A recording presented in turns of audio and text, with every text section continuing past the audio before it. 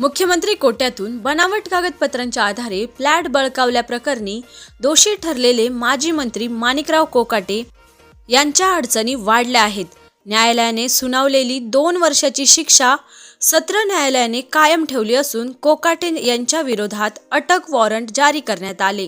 माणिकराव कोकाटे यांनी आपल्या मंत्रिपदाचा गुरुवारी राजीनामा दिला.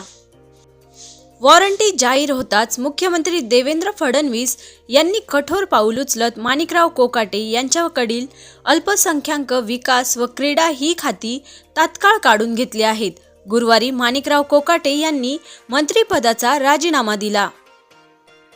अटकेची प्रक्रिया सुरू असतानाच तब्येत बिघडल्यामुळे माणिकराव कोकाटे यांना मुंबईतील लीलावती रुग्णालयात दाखल करण्यात आले.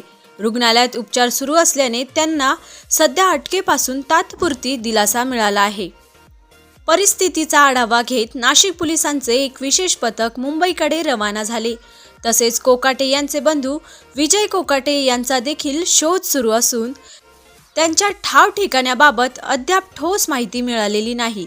आता पोलीस कोकाटे बंधूंना कधी ताब्यात घेतात याकडे सर्वांचे लक्ष लागले आहे. आरबी न्यूजसाठी पांडुरंग भांगरे, मोखाडा.